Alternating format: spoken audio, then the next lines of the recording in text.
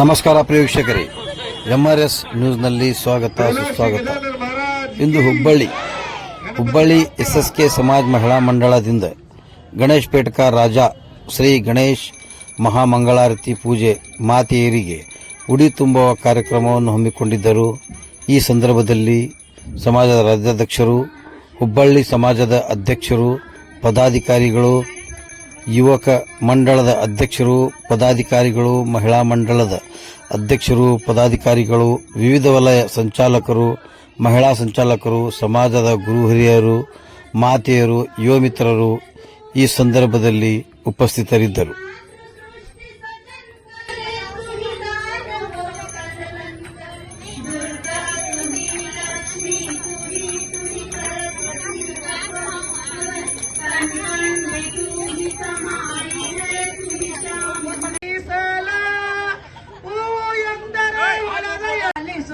ಪರದೈವ ಬೇರೆ ಕಾಣೆ ಪಾರ್ವತಿ ಪರಶಿವ ಪ್ರೇಮ